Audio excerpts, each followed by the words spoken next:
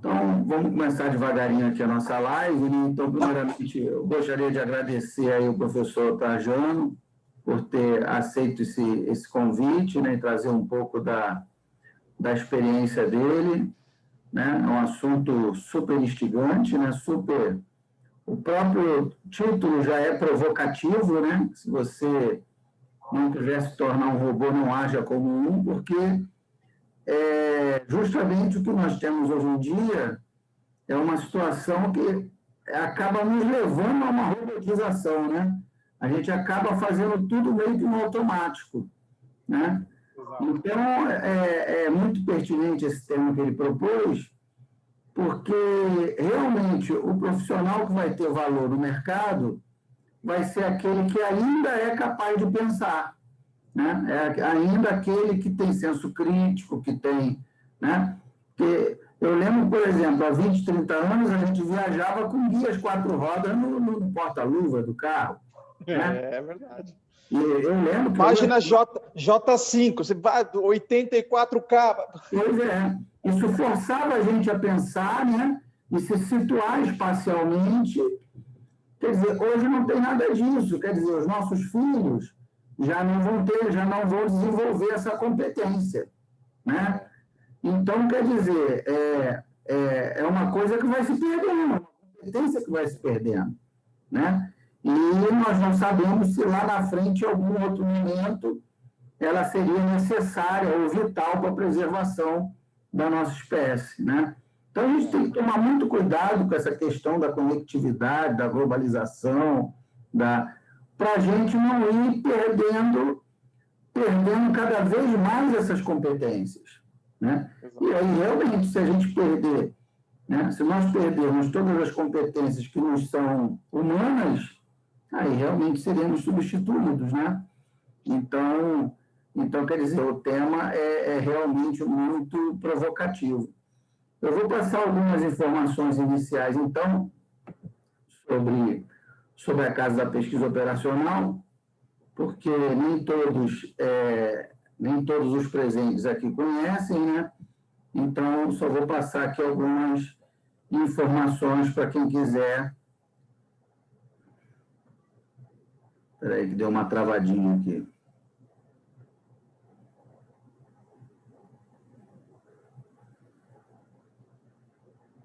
Pronto, acho que voltou? Acho que voltou. Sim. Deu uma travadinha aqui. Então, vou passar aqui algumas informações iniciais.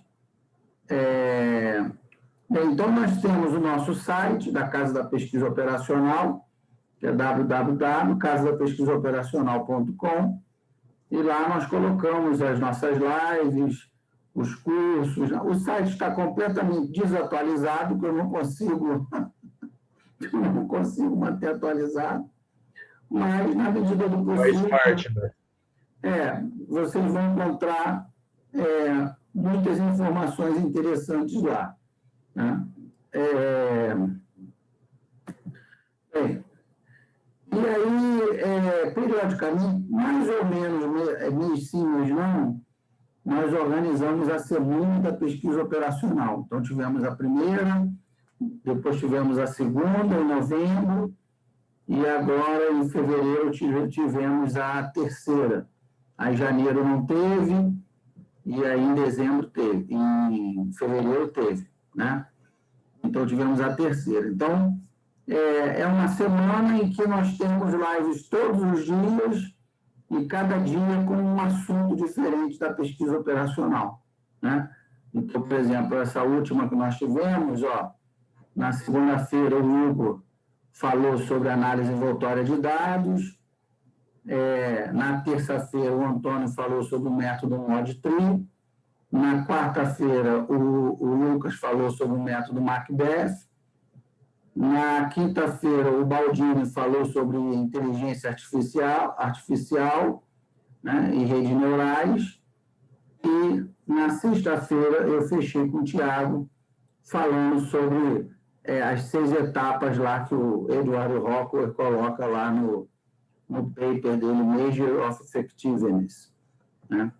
Então, então já fica no radar de vocês, né? Eu já estou preparando a quarta semana da pesquisa operacional, e um dos convidados super especiais, quem é o Éder?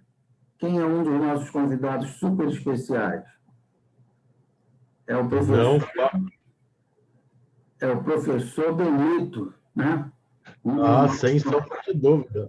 O professor Benito vai estar aí na nossa quarta semana da pesquisa operacional, João Benito Savastano. Né? Bem, e aí nós temos uma rede de parceiros, cada dia essa rede aumenta mais, né?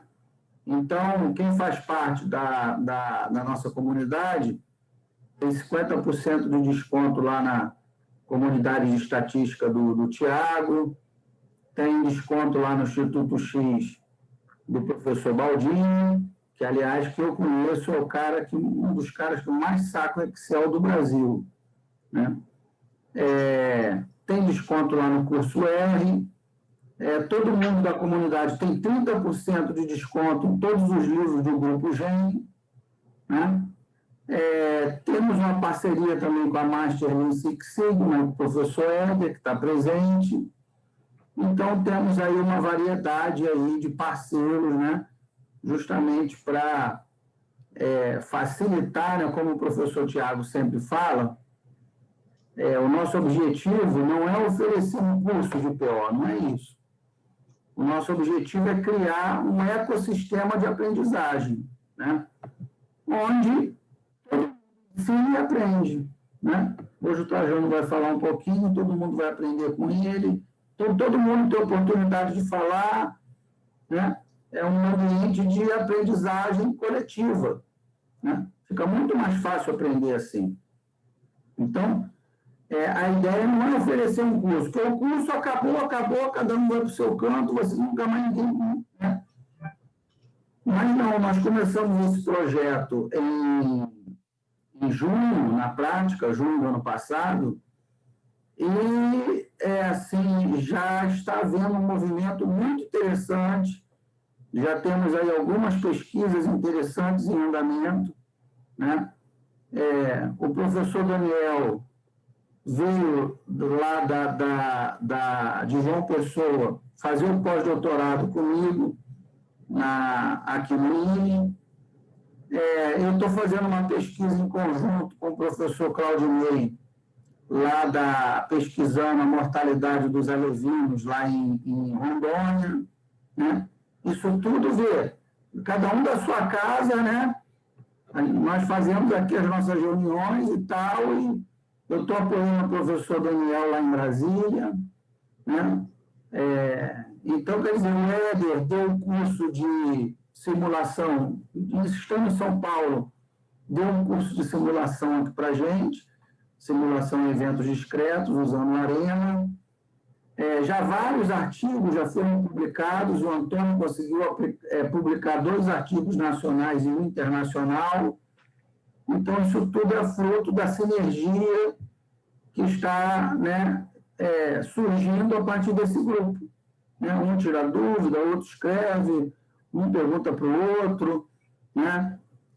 Quer dizer, o Pablo, que passou agora no mestrado, já vai usar os dados dos alevinos lá do professor Claudinei de Rondônia para usar na dissertação de mestrado dele aqui no Rio de Janeiro.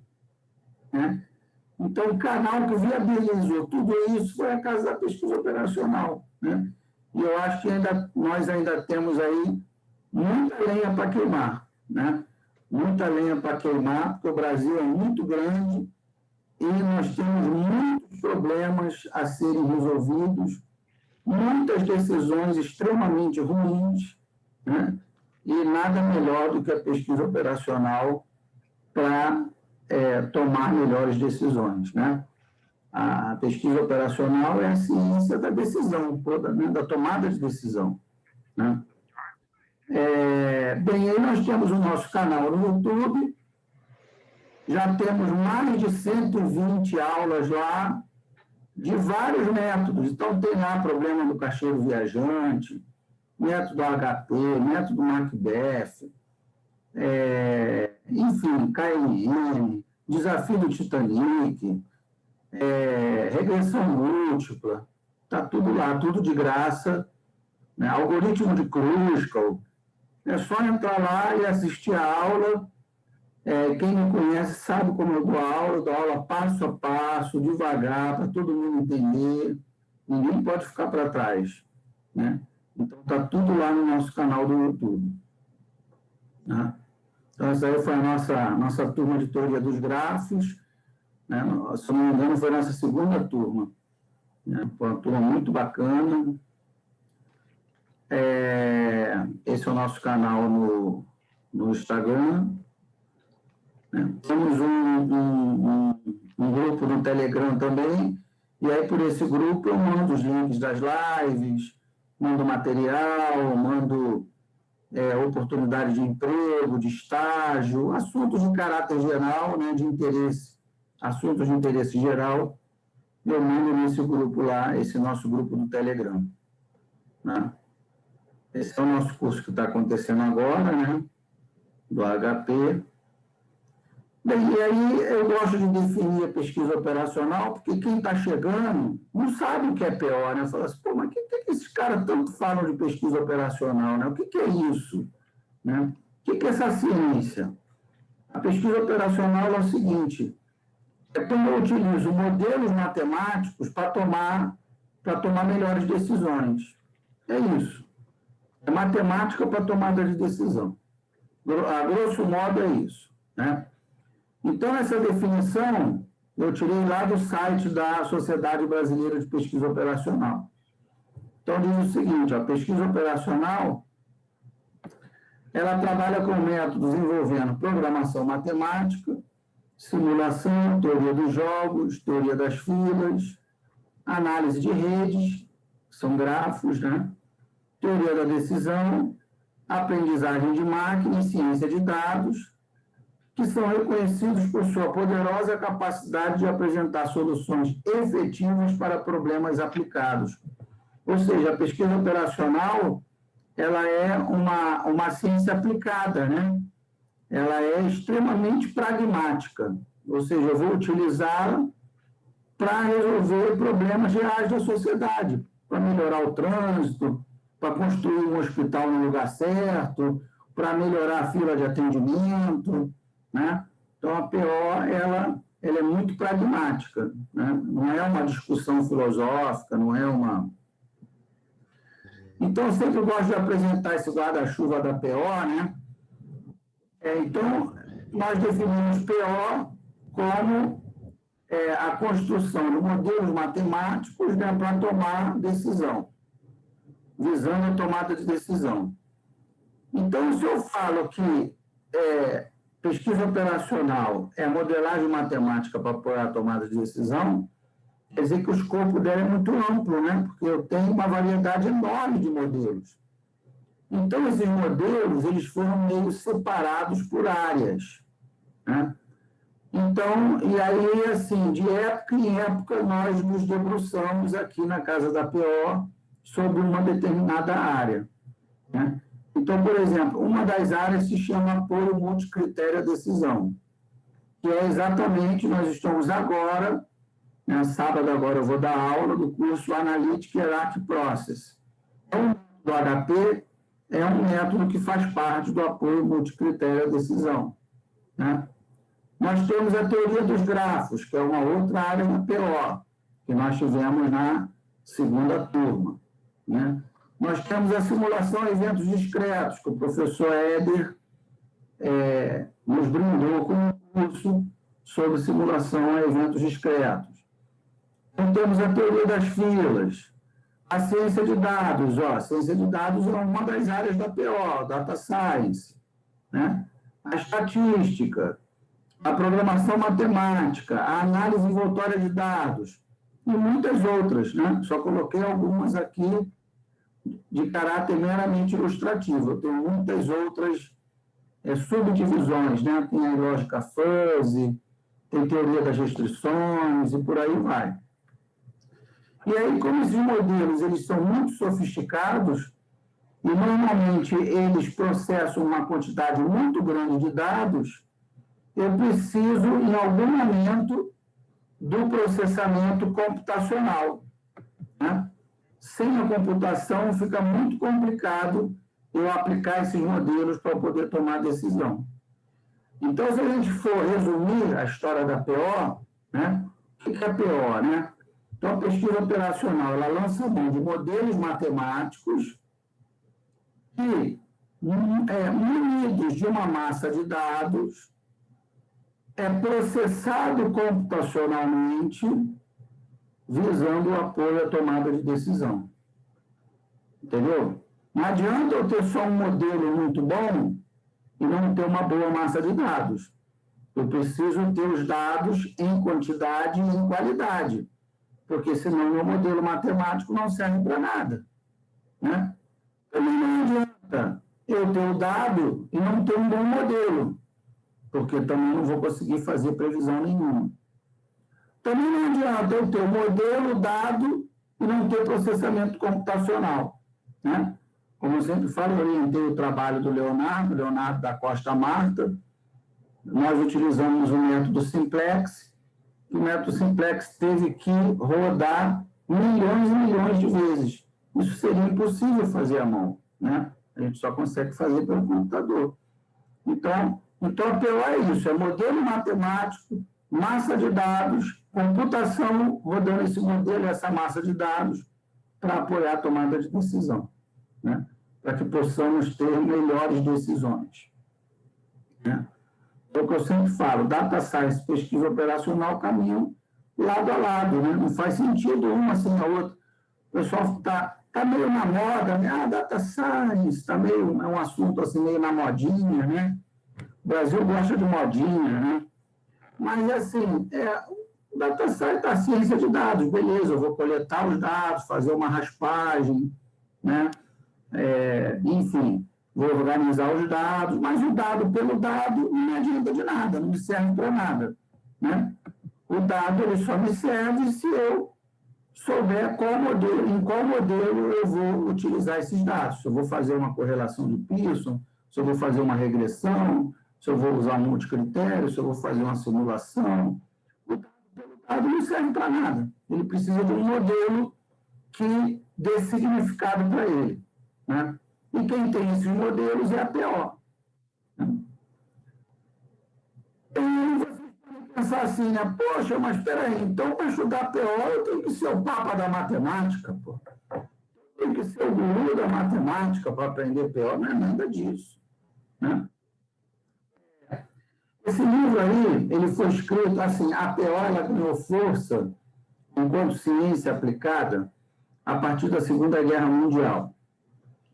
E no fim da Segunda Guerra, esse cara que está aí, o Philip Morse, ele compilou todas as técnicas que foram utilizadas durante a Segunda Guerra Mundial. 95% das técnicas eram estatísticas, né? Então, ele compilou tudo que foi usado, todos os modelos matemáticos que foram utilizados durante a guerra. E escreveu esse livro, Methods of Operation Research. E aí eu até tenho esse livro, quem quiser, eu posso emprestar, posso...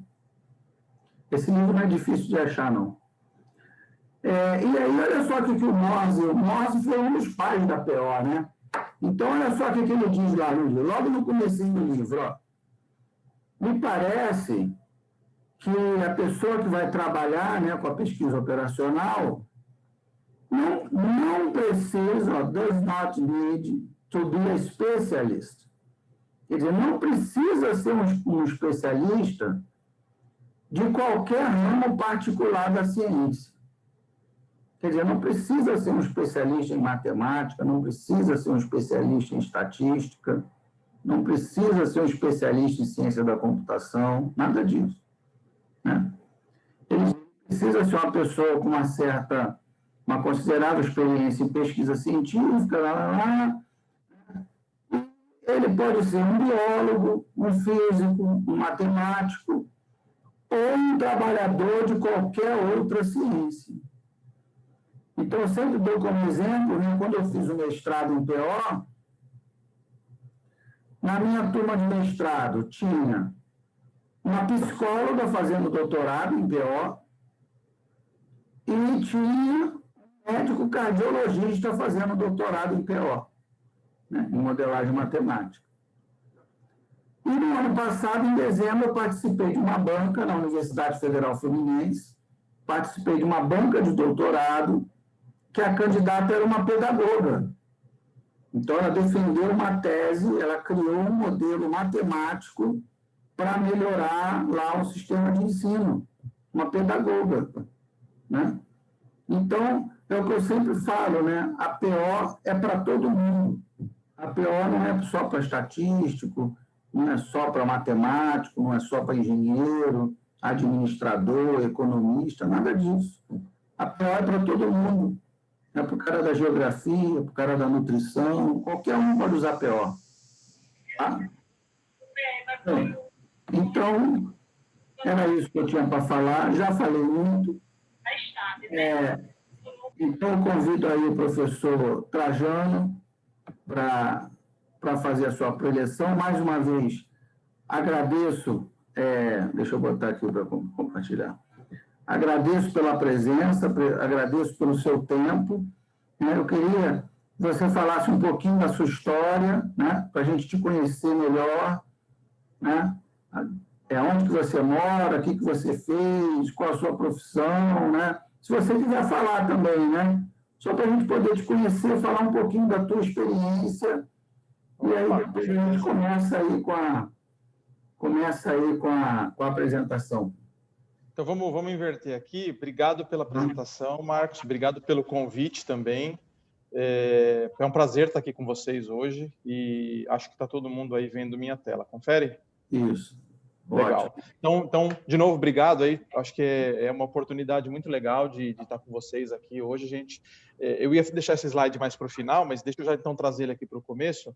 Então, a minha carreira... Bom, eu sou paulistano, moro aqui na capital. Agora eu estou, como eu disse, no litoral por causa da pandemia, fazendo aqui quarentena. Quarentena não, home office, na verdade, né? E eu tenho mais de 25 anos de experiência na área de tecnologia. Não parece, tá? Mas eu tenho um monte de cabelo branco aqui, né? A câmera acaba ajudando a enganar.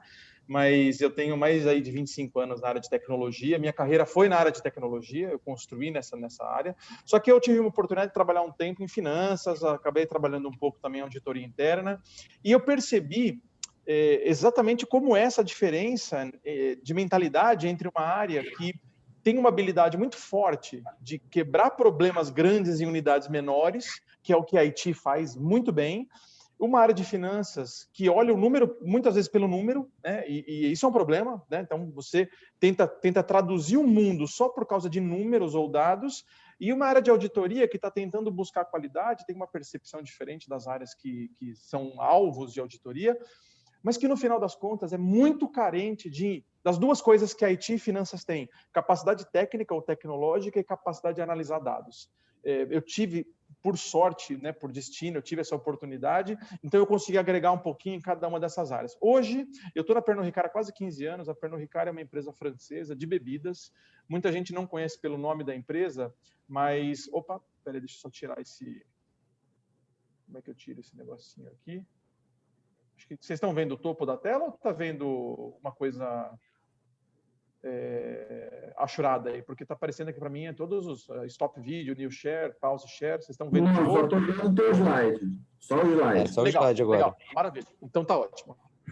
Obrigado, gente. A Pernod Ricard, então, muita gente não conhece pelo nome, mas talvez conheça pelos produtos que a gente vende. Então, a Pernod Ricard é uma indústria francesa de bebida. A gente vende Absolut, Chivas, Jameson. Então, ela é a segunda maior fabricante de destilados no mundo. E nós temos 2 fábricas no Brasil, sendo que uma delas fica em Resende, aí no estado do Rio de Janeiro.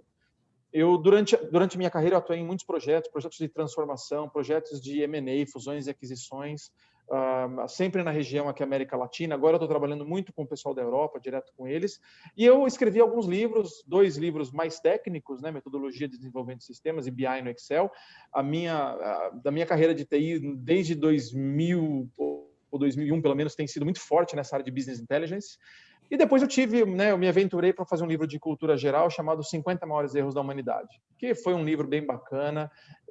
Então eu tive a oportunidade de ir no Jô Soares, no Ronivon, enfim, fui professor durante um tempo. E aí, gente, eu deixo os meus contatos para vocês, para quem quiser me adicionar no LinkedIn, no Instagram, e trocar ideia. Para mim, isso é o que é mais valioso. Quem quiser bater papo, trocar ideia, tirar dúvida, eu estou sempre à disposição, que eu acho que é aí que a gente cresce, é aí que a gente se desenvolve cada vez mais. Tá legal? Excelente. Eu vou tocando a apresentação. Bom, vocês podem abrir o microfone a hora que vocês quiserem, perguntar, interromper. Eu acho que a gente vai construindo junto aqui. E olha, gente, eu tenho essa característica de falar rápido. Então, se eu falei rápido demais, Trajano, para, interrompe. Eu volto, a gente recomeça. Mas o objetivo aqui é fazer uma coisa um pouquinho mais interativa. Então, eu queria começar... Trajano, vamos lá. Vou fazer o meu primeiro pedido. Pô, quero um convite para conhecer sua fábrica em Resende. Eu sou de Volta Redonda, cara. Ó, você tá do lado, hein? Pô, tá do lado, hein? Né? Tá do lado, hein? Tô a bola colado na rede, eu tenho que cortar, não tem como. A gente deixa passar a pandemia, vai ser um prazer a gente ir lá visitar a destilaria, visitar a linha de produção, tomar, né, degustar alguma coisinha. É bem legal, é bem legal. É uma fábrica, pra você ter uma ideia, é uma fábrica que existe, que a Pernod Ricard é francesa, ela comprou quando veio para o Brasil, comprou a Seagram. A Seagram era muito antiga. A Seagram era da época da Vodka Orloff, o Ron Montilla, que é super famoso no Nordeste. E essa fábrica de Resende é uma fábrica que existe desde a década de 70. É enorme lá. Do lado fica bem próximo ali da onde tem a Renault ou a Peugeot, que fica ali em volta, que fica em Resende. Tem as duas, né? Na verdade, né? Eu acho que a Peugeot, né? PSA, pessoal. Ah, PSA, boa, então. Renault ou Peugeot que tem próximo ali do... Peugeot. Então, tá bem do lado. Legal. E é uma fábrica muito legal, muito bacana, muito bacana. Deixa eu liberar a Covid e a gente marca assim. Excelente. Vai ser um prazer receber vocês lá. Muito bom. Então, gente, a minha primeira provocação para vocês é exatamente essa. É o título da nossa palestra, né? Então, quer dizer, se a gente não quiser ser substituído por robôs, o que a gente vai fazer? Não vamos agir como robôs. Porque, no final das contas, o que o Marcos comentou no começo é exatamente isso. A robotização está aí, ela é uma realidade. Não adianta lutar contra ela. Então, o que vai fazer diferença é o nosso mindset, é a forma como a gente pensa, é a forma como as nossas equipes pensam, é como a gente influencia outras pessoas a pensarem, a serem cada vez mais protagonistas, a conseguirem mudar essa forma de enxergar o mundo e deixarem, porque o trabalho repetitivo sempre vai existir, mas não é, as pessoas fazem o trabalho repetitivo algumas vezes porque é mais fácil, é zona de conforto, enfim, mas elas precisam deixar de fazer esse trabalho repetitivo para conseguir pensar, criar valor. O trabalho repetitivo protege valor. A gente precisa começar a criar cada vez mais valor. E como que essa palestra surgiu na minha cabeça, né? Esse conteúdo? Como eu disse, eu sou da área de tecnologia, eu sou um aficionado por isso também, mas um dos meus últimos projetos, aí, algum tempo atrás, foi a implementação de um centro de serviço compartilhado. E foi um projeto bem duro do ponto de vista difícil, do ponto de vista de complexidade, mas ele também foi duro do ponto de vista de resultado, porque no final das contas é um projeto em que a gente está terceirizando uma boa parte das pessoas, entregando isso para uma outra companhia para fazer o trabalho, e a gente é obrigado a desligar as pessoas da nossa empresa. E eu conduzi esse projeto por quase 2 anos, né? Então, uma fase de discovery, uma fase de preparação de business case e depois vem a execução.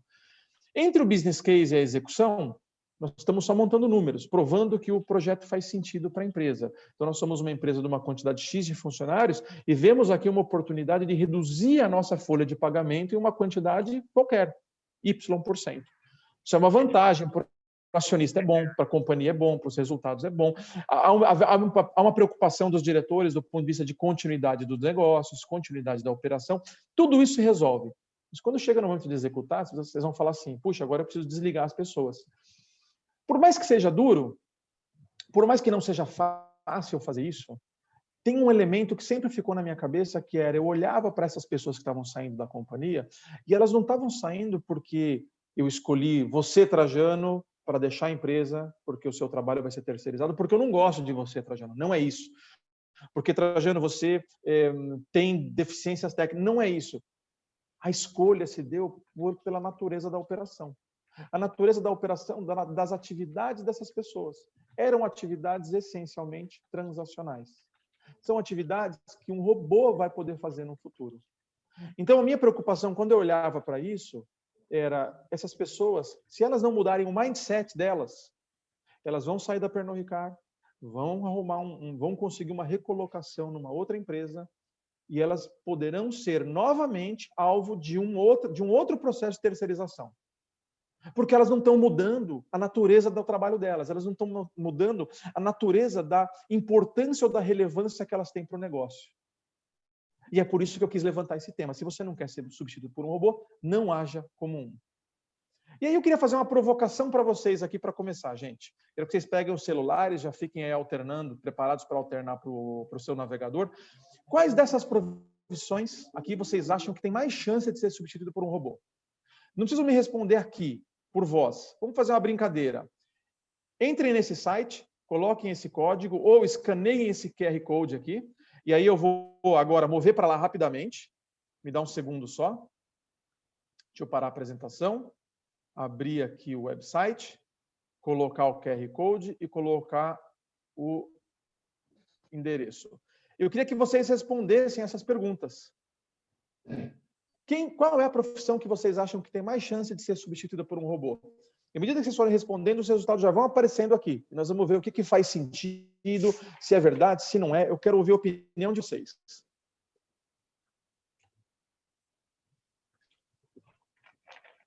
Vocês vão colocar numa escala de 0 a 10 ou de 1 a 10 cada uma dessas profissões. Aquilo que vocês entendem que logo, logo não vai mais existir um ser humano fazendo isso. Caramba, alguém votou 10 em tudo, hein? Impressionante. Isso é pessimismo demais, hein? Ou otimismo, sei lá, depende do ponto de vista. Vamos ver, temos um voto aí, vamos lá. Vou aguardar mais um pouquinho para ver se a gente consegue coleta mais opiniões. Legal, já mudou um pouquinho aqui. Advogado, motorista e comprador continua bombando, hein? Opa, ih, coitado do motorista, continua lá ainda, hein? No topo. Vamos ver, vamos chegar pelo menos nos 8 votos aqui, gente. Olha lá, 6 mais 2 aí para a gente ter uma percepção. Depois, Marcos, eu pego esse resultado final, se tiver mais do que 8 votos, e eu te mando isso no seu WhatsApp e você divulga no canal da Casa da Pesquisa Operacional.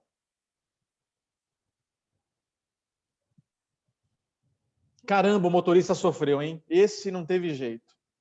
Legal, 8 votos. Então vamos lá, gente. Olha que bacana. Eu vou tirar um print desse resultado aqui para a gente comparar com o que, de fato, eu tenho para trazer para vocês como o que seria o resultado, né? Ou alguma coisa projetada.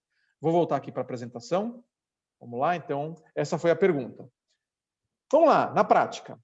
O que acontece? Tem um site chamado willrobotstakemyjob.com.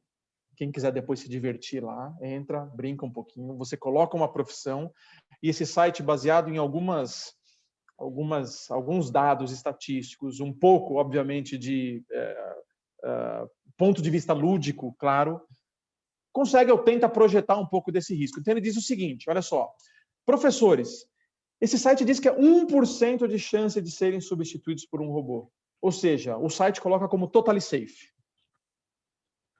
Contadores e auditores, ele fala que é 94% de chance de ser substituído por um robô. Então ele fala, você está ferrado. Se você for um contador ou auditor, está lascado. Advogados, 4% de chance, totally safe também. Motoristas, 89%. Ó, os robôs estão só de olho, hein? Estão chegando, estão se aproximando. Ele não fala, obviamente, esse site de quanto tempo, enfim, mas é mais um alerta para a gente. E compradores, ele coloca 29% de chance de serem substituídos por um robô. Então, ele coloca como... Começa a se preocupar, né? A bandeira amarela está levantada, começa a ficar esperto, porque uma hora eles vão chegar. E aí, comparando com os resultados que o grupo aqui pontuou, deixa eu pegar aqui a imagem, é interessante notar que né, os auditores e contadores, que é maior ainda do que os motoristas, foi acho que foi o segundo menos votado aqui no final das contas, né? A gente ainda percebe, talvez o site tenha mais informações ou traga um pouco dessa reflexão, e a gente ainda tem uma sensação de segurança que essa é a perigosa, é aquela do isso não vai acontecer comigo. Eu não estou dizendo que, gente, todo mundo que está aqui, se tem contador e auditor, que a gente tem que ficar desesperado, não é isso, mas tomar um pouco de cuidado com a falsa sensação de segurança versus o alarmismo que pode vir de algumas fontes externas. Advogado, por sua vez, eles falam, olha, advogado é 4%. Talvez aqui haja mais conhecimento, inclusive nesse grupo, para dizer, olha, eu vejo na minha vida, na realidade, que tem uma chance grande aqui. Afinal de contas, ele é o terceiro mais votado, né? O quarto mais votado aqui, né? Ou o segundo, de trás para frente, com mais possibilidade de ser substituído por um robô. E o site diz que é muito pouco. Então, no final das contas, foi uma brincadeira aqui só para a gente aquecer essa conversa, porque esse trabalho, essa questão de ser substituído por um robô tem muito a ver com a repetição.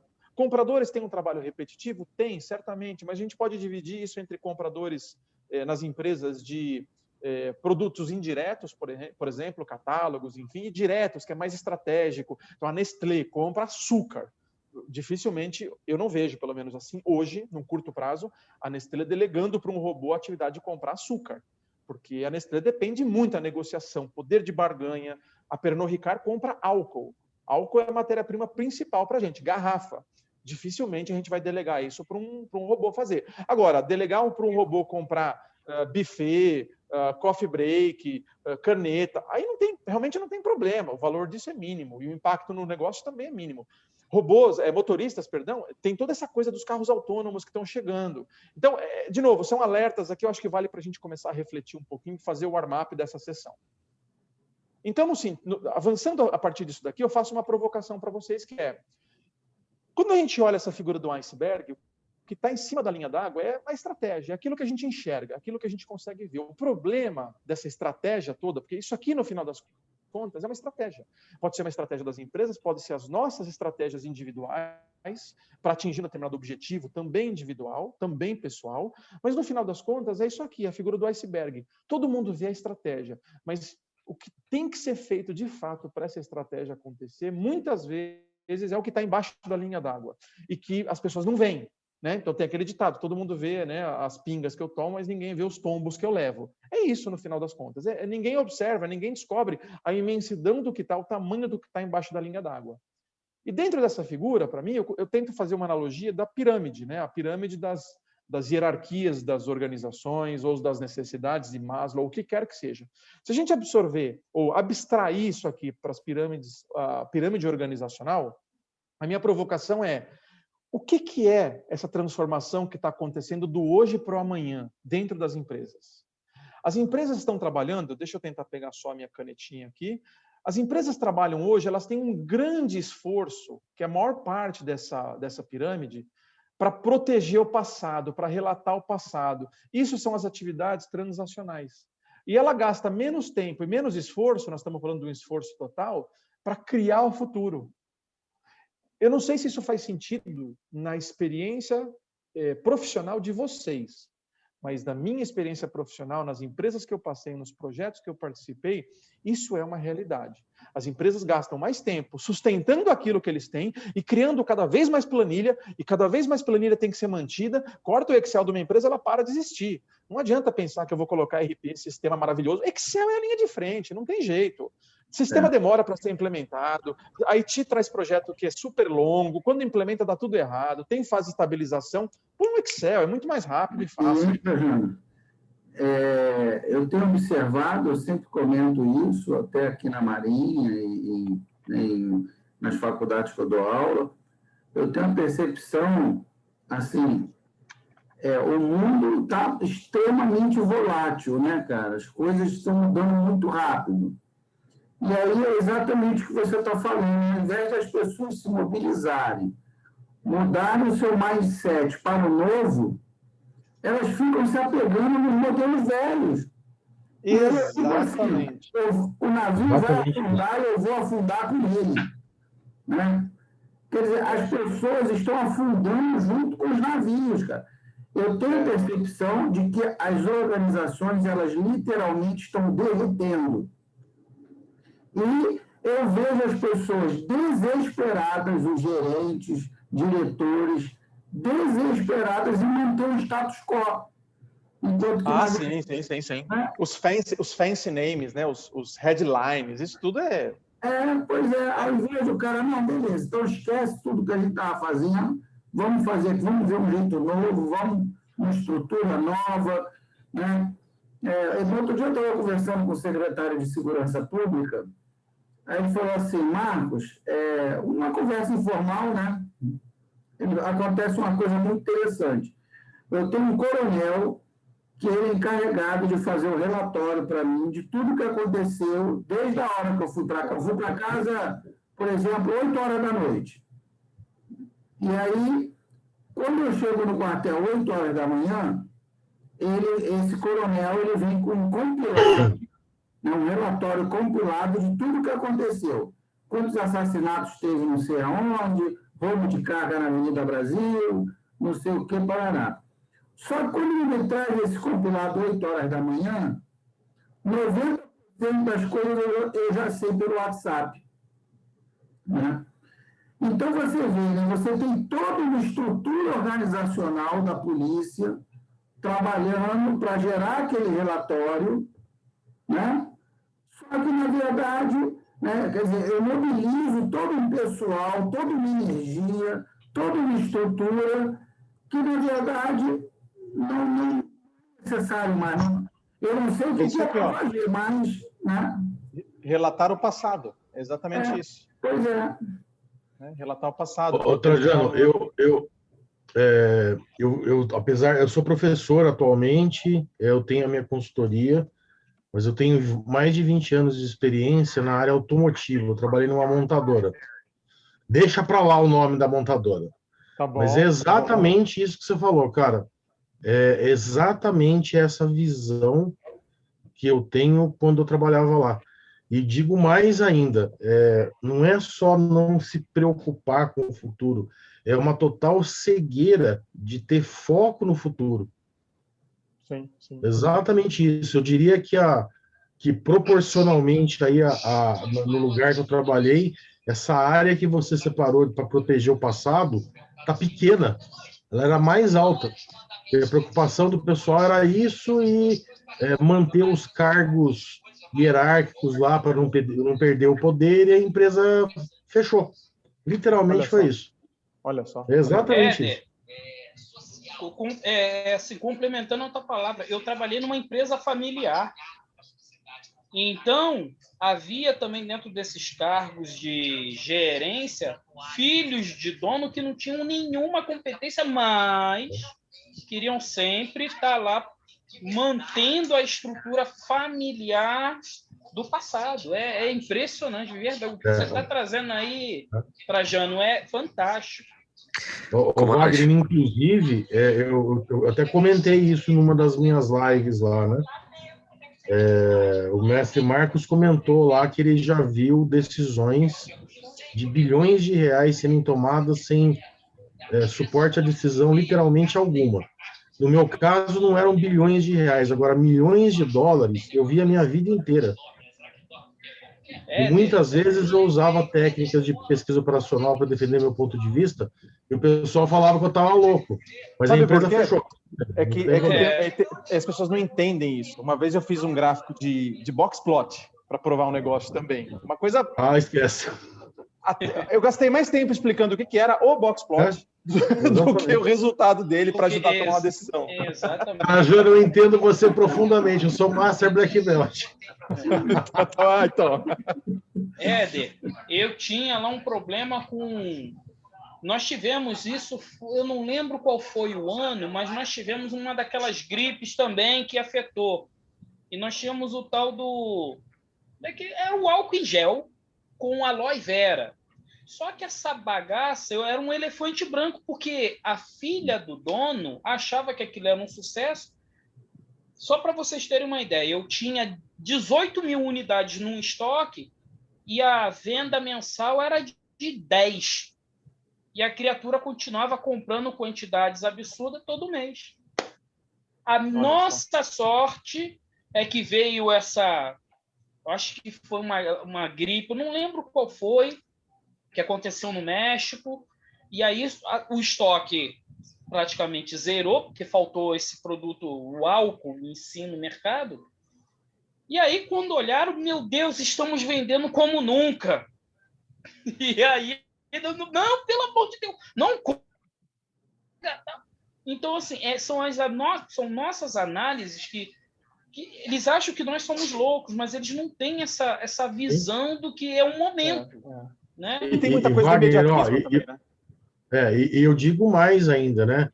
Pessoal, eu essencialmente dou aula de todas as estatísticas e todas as POs. Mas que nem, por exemplo, na Univesp eu dou aula de gestão de cadeia de suprimentos. E esse semestre aqui, eu acabei pegando uma disciplina dessa na faculdade que eu dou aula. Primeiro comentário que eu fiz para o pessoal, eu falei, pessoal, gestão, né? Quando você está fazendo previsão de demanda e quando você está fazendo previsão de estoque, isso não é logística. Isso não é gestão de cadeia de suprimento, isso é pesquisa operacional pura. E se você não usar, você vai errar. Não, mas tira a média dos últimos 3 meses, eleva ao quadrado, multiplica pela raiz do número da sua altura, daí vem aquelas explicações, e daí dá tudo errado. Mas é isso não, aí. Mas no Excel falou, no Excel lá, a média dos últimos 3 meses, falei, tá bom, então conversa com o Excel. Comandante, isso que o senhor falou aí não seria o medo da mudança e a tranquilidade de permanecer na zona de conforto? Que é o que a gente vê muito. Eu acho que, além disso, o problema, a percepção que eu tenho é que isso mexe em relações de poder. Sim, As pessoas não querem perder o poder. Sim, senhor. Né? Então, o que eu falei, aquele coronel lá que leva o relatório, ele tem um departamento de 20 sargentos, 30 suboficiais... Que funciona só para ele. Que funciona só para ele. Então, ali, ele tem o poder, né? Só que, né, ninguém avisou para ele que o WhatsApp está derrubando o poder dele, né? E se ele não se adequar rapidamente, esse poder, literalmente, ele vai desfazer na mão dele. Ele vai escorrer pelas mãos, né? Então, é isso que as pessoas não... eu acho que as pessoas não estão entendendo direito o momento que a gente está passando. Né? O momento de transformação, esse que o Trajano está falando. Né? As pessoas se apegam às velhas estruturas porque não querem largar o poder. Só que não tem para onde correr, meu amigo. Não tem para onde correr nada. A realidade, ela se impõe. Entendeu? Não adianta, né? A necessidade das pessoas, a economia, ver, né? O táxi lutou contra o Uber, fez manifestação. Não adianta. A realidade, ela se impõe. Né? As pessoas precisam se locomover, o serviço de táxi era muito ruim, isso era um fato, e a realidade se impôs. Né? E é isso, não adianta você se apegar a velhas estruturas. E uma coisa aí, só complementando então o que o Isaac falou, que é legal, é assim, o dado pelo dado, ele ainda é uma coisa romântica, né, da gente analisar, falar, vou trazer o dado, vou colocar aqui dentro, enfim, para fazer minhas análises e suportar o processo decisório. Mas no final das contas, tem as relações de poder de quem manda e tem essa relação de poder, ela tem uma influência também em quem é mandado. Então, quem está sofrendo aqui, quem está executando esse trabalho, né, e executando essa atividade transacional aqui, essa pessoa ela enxerga às vezes o que está acontecendo, poucas mudam, porque é difícil alguém enxergar o valor de uma mudança. A gente só muda quando o custo da mudança é menor do que eu ficar onde eu estou. Então, as pessoas ficam onde estão porque mudar custa muito, custa tempo, esforço, aprender alguma coisa nova, influenciar os outros, convencer os outros. Então, quer saber? É melhor eu ficar onde eu estou. Se estão me dando um Excel falando para eu fazer, eu vou fazer esse Excel. Só que o que vai acontecer lá na frente? O mundo está mudando para essa direção. Todo mundo está falando de indústria 4.0, transformação digital, e a base disso começa a se assentar. E o que é a base? No final das contas. Se eu pudesse traduzir de alguma maneira, porque a gente pode encontrar dezenas de formas diferentes de traduzir o que é isso, mas a minha forma de traduzir isso corporativamente é menos esforço em coisas transacionais e mais esforço dedicado à criação de valor. a análise, suporte à decisão e assim por diante. Então, quem trabalha aqui vai ter um grande upgrade, mas quem trabalha aqui vai sofrer, porque é o esvaziamento das atividades chamadas transacionais. E é isso que eu tento destacar aqui. Essa transacionalidade, ela é basicamente, ela é alvo daquilo que eu diria que é a automação. A automação passa a ser o motor dessa transformação digital, dessa indústria 4.0, com o objetivo de reduzir essa atividade transacional. Marcos, só uma pergunta, ó. São 9 horas, até que horas eu tenho para falar aqui, para saber se eu acelero minha apresentação, se eu mantenho o ritmo? Bem, nós começamos 8h20, mais ou menos, até umas 9h30. Tá bom, maravilha. Então E aí depois a gente abre para o pessoal, né? Se quiser perguntar, discutir. Fechado. Então, essa automação... Obrigado. Então, essa automação, ela tem um pouco desse quê de repetição. É a busca por eficiência. É o que as empresas querem. Elas querem ser cada vez mais eficientes. Eficientes nessa base da pirâmide. Porque isso significa esvaziar as preocupações que a gente tem para podermos nos dedicar a coisas mais estratégicas. Agora, essa busca por eficiência, o que eu quero trazer aqui, que não é uma coisa nova. A gente fala muito disso, assim como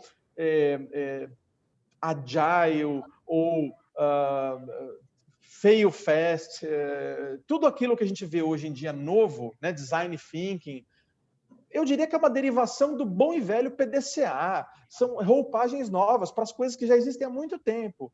E a busca por eficiência é uma delas. A sociedade organizada já buscava isso desde que o homem era homem, tentando acelerar o processo de agricultura, tentando facilitar a abertura de portões em grandes galpões na Roma Antiga e assim por diante. Só que essa automação, ela sempre foi, até meados do século XXI, o grande foco dela, para mim, era a força bruta. Né? As automações na indústria automotiva eram nesse sentido. Força bruta. Deixa eu fazer alguma coisa que é mecânico, que é repetível, que eu posso colocar uma máquina para fazer, inclusive, melhor do que o ser humano. Não é só o fato de trabalhar 24/7, não ter processo trabalhista. Não, ela pode fazer, inclusive, melhor do que o ser humano. Né? Agora, hoje em dia, nós vivemos uma sociedade diferente. Essa sociedade, ela saiu desse mundo de agricultura, né, matéria-prima, passou por um processo de industrialização, até começar a avançar para aquilo que a gente chama de produtos de informação e produtos de conhecimento. Então, no passado, toda essa força bruta... Alguém quer falar alguma coisa? Não? Então, toda essa força bruta estava focada em escala. Lá na sociedade industrial, na revolução industrial, o foco era esse, ganhar escala, produzir cada vez mais, em maior quantidade. Não importa com que medida, mas produzir cada vez mais. Só que, ao mesmo tempo, a quantidade de informação que era produzida nos leva a uma situação que a gente chama hoje de sociedade do conhecimento, que é isso cresce exponencialmente. Então, hoje em dia, a força bruta ela tem perdido, né, essa importância, porque nós vivemos na sociedade do conhecimento, na sociedade da informação. O que vale é essa coisa cognitiva, é a inteligência. É como a gente usa isso a favor desse caminho, pavimentar esse caminho da transformação digital, da indústria 4.0 e assim por diante. Isso é o que nós estamos vivendo hoje.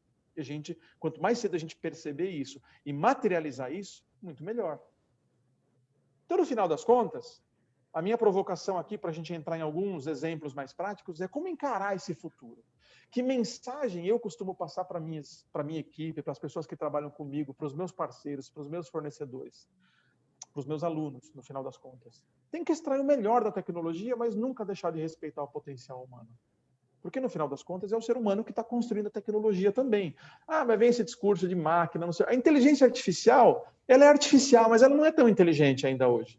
Se fala muito de vamos treinar a máquina. Isso virou uma coisa tão assim, como é que eu vou dizer, imaterial. Tem gente que nem não faz a menor ideia do que significa treinar uma máquina. Né? Você vai ter um software, uma solução, por exemplo, de reconhecimento de imagem.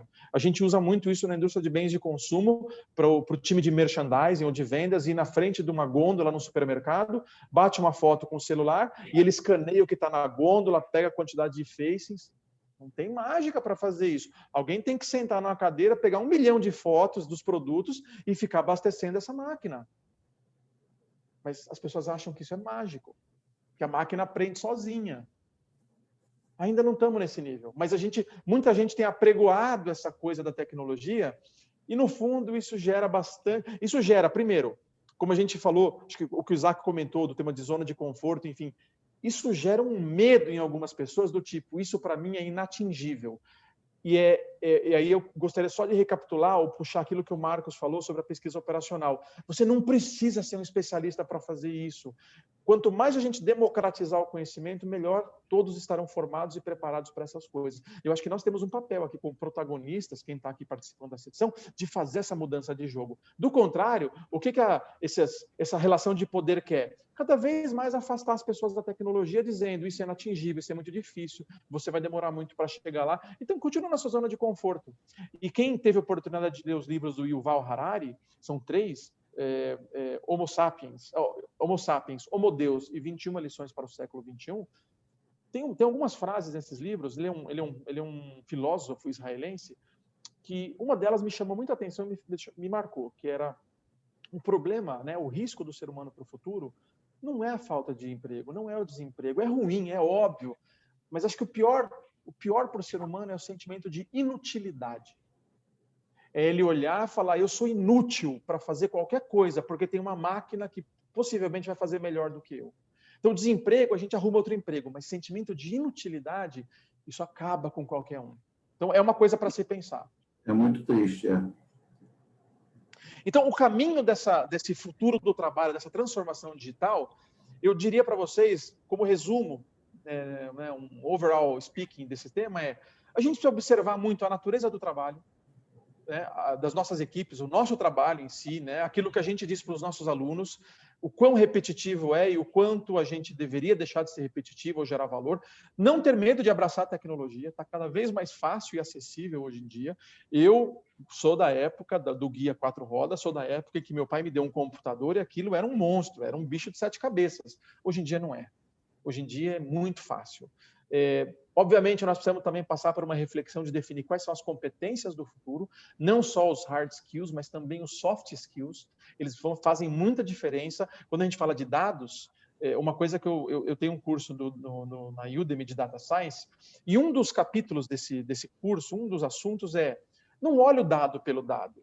Você tem que ter uma reflexão humana sobre o dado. Os vieses podem comprometer essa análise, porque nós somos seres humanos, nós temos vieses, é impossível dizer que nós não temos. Seja viés de confirmação, seja um viés cognitivo, nós temos uma lei de Kruger-Denning, não importa, a gente tem isso. E isso pode comprometer qualquer excelente análise de dados. E, finalmente, preparar as pessoas. Esse é o nosso papel, prepararmos a nós mesmos e as pessoas para o futuro.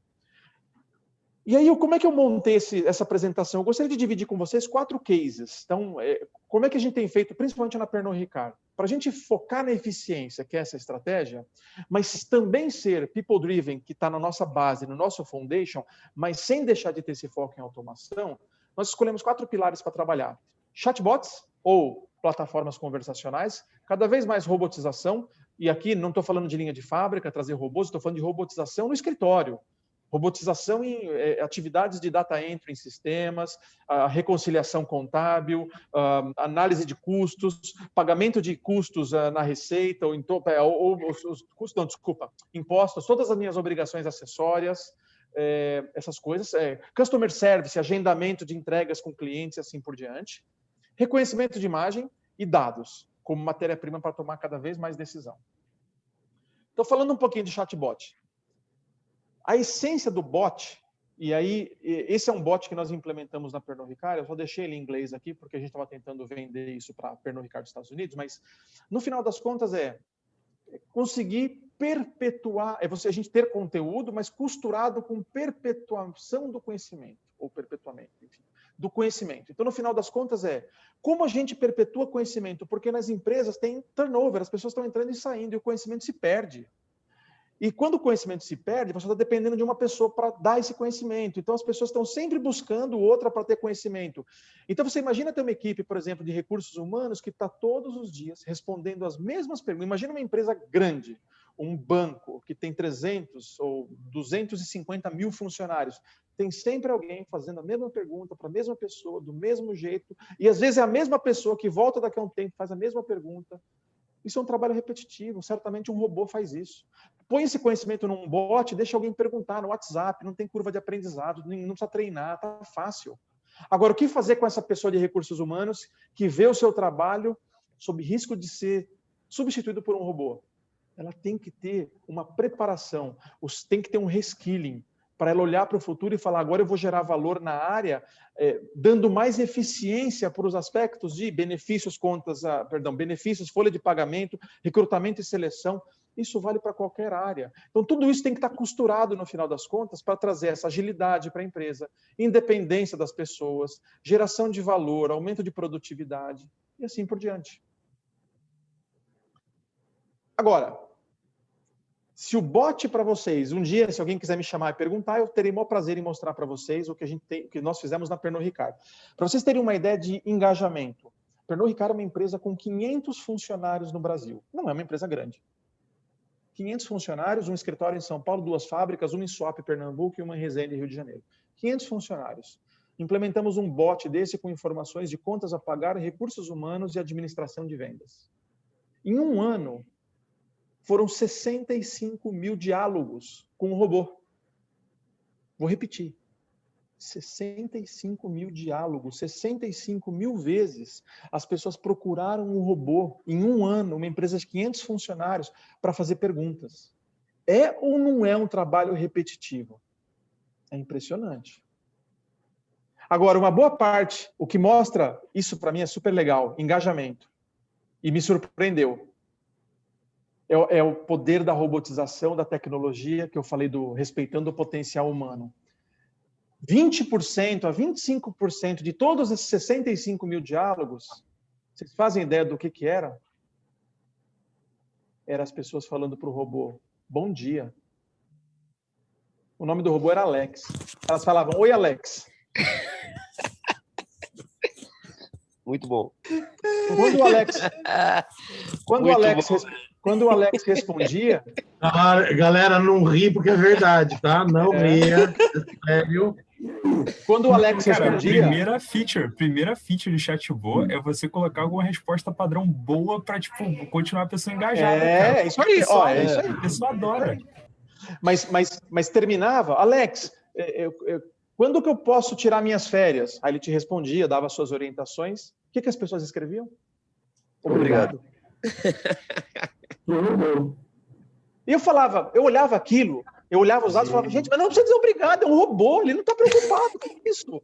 Mas é impressionante, gente. Se vocês acham que vocês não falaram com bot ainda nessa vida, esqueçam, vocês já falaram, eles estão por tudo quanto é lado. Uns melhores, uns piores, mas eles estão por aí. Ó, eu vou falar um negócio aqui, é uma extensão do chatbot, mas, cara, eu tenho um amigo meu que já tá namorando com a Alexa, cara. Chama ela de amor, agradece tudo. Tá nesse nível o negócio. Eu vou falar uma coisa, Éder. Eu tenho o Google Home em casa. E aí, eu tenho todos.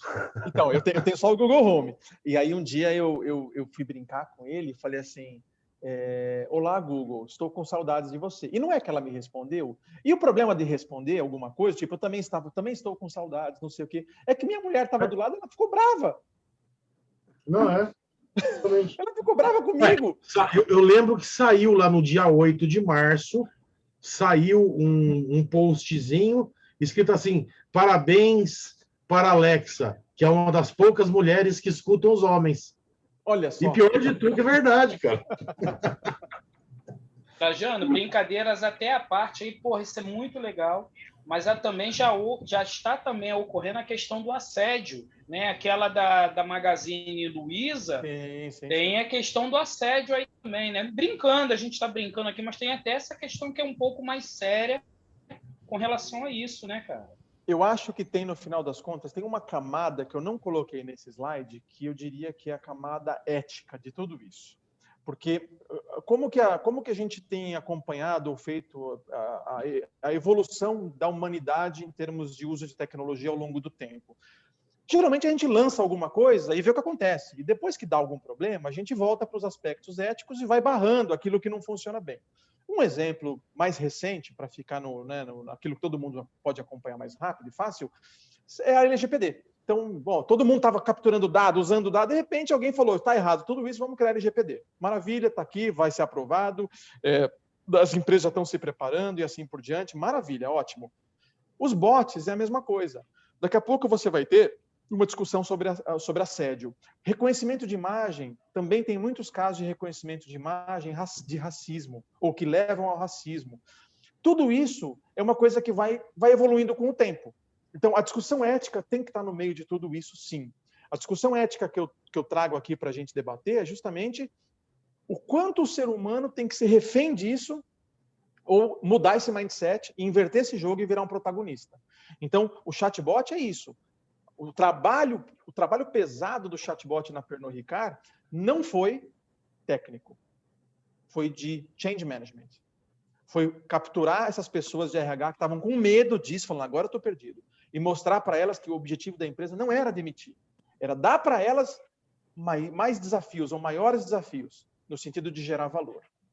Change management é um problema crônico dentro da área de TI já faz, sei lá, 30 anos. Até mais, se bobear. Porque a gente implementa, né? A gente não está nem aí. TI implementa e larga. E o usuário tem que aprender a usar. Então, tudo isso que vem acontecendo hoje em tecnologia, com Agile, User Experience, tem fortalecido mais essas coisas de change management.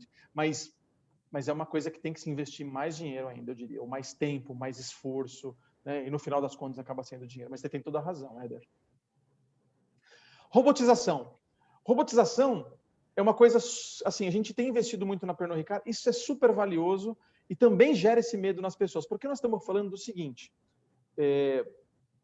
sei lá, girar uma manivela para o seu carro pegar, não faz sentido. Você quer hoje apertar um botão, ele liga, está resolvido.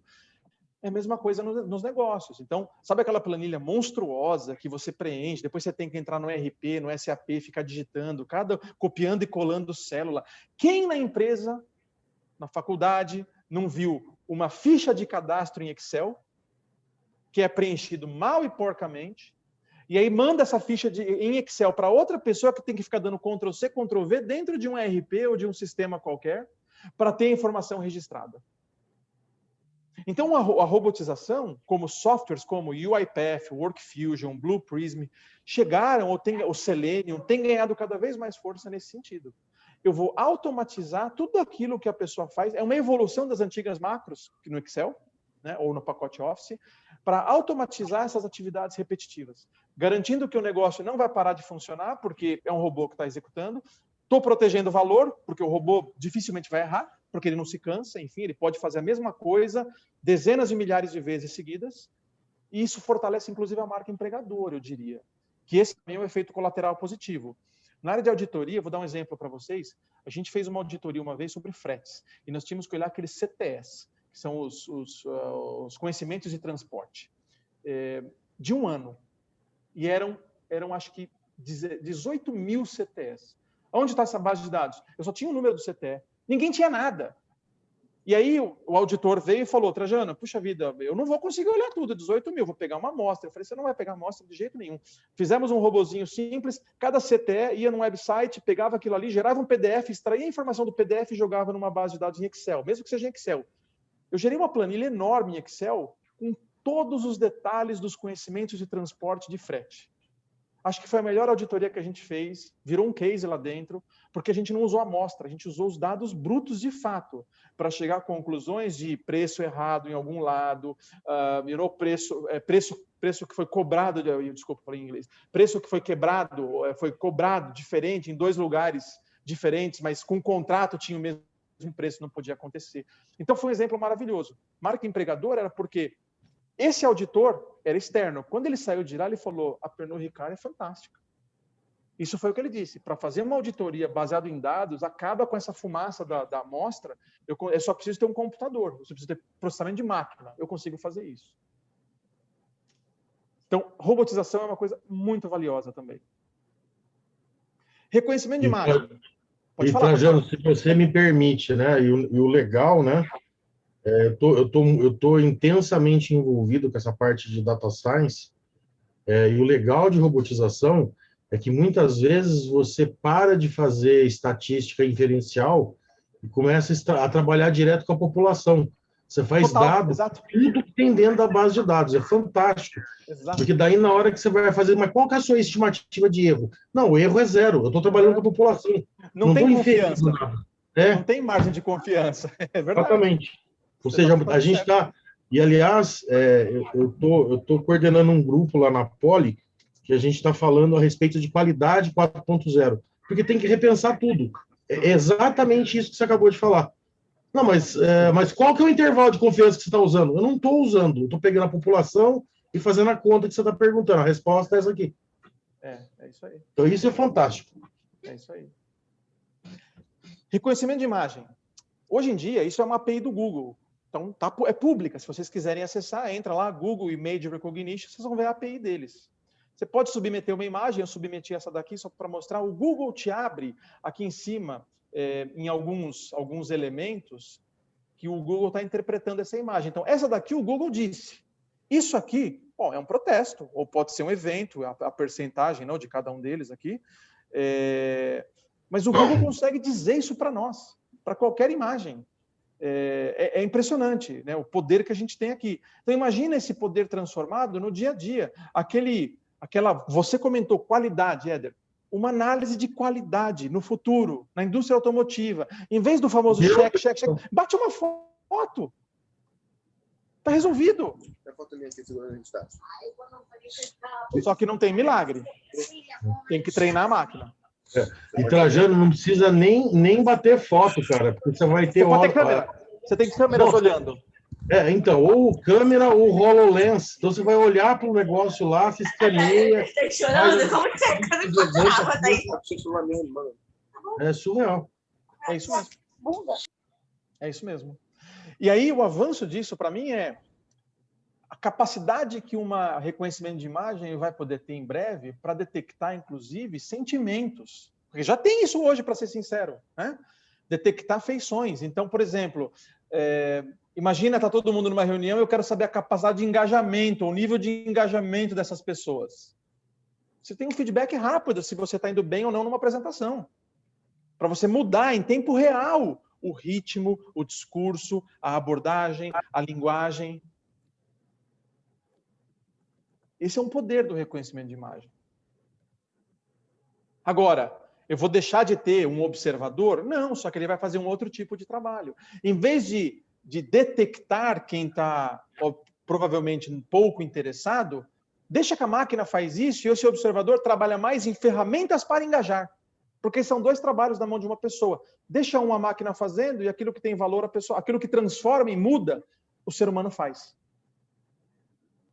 Acho que essa é a grande provocação. E, finalmente, dados. Dados e mais dados para tomar decisão. Aqui, bom, esse grupo conhece tudo de dados, então, para passar rápido, eu diria assim que, como era no passado, né? Dashboards cada vez mais bonitos, lindos, diferentes formas de mostrar a informação, tem o Data Visualization como disciplina.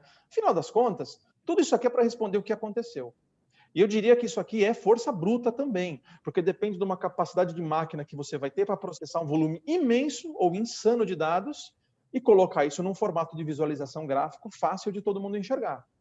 Eu coloco um texto aqui que eu escrevi no LinkedIn, que eu chamei de 6 ferramentas matadoras para Data Visualization. São algumas dicas de como mostrar dados para as pessoas.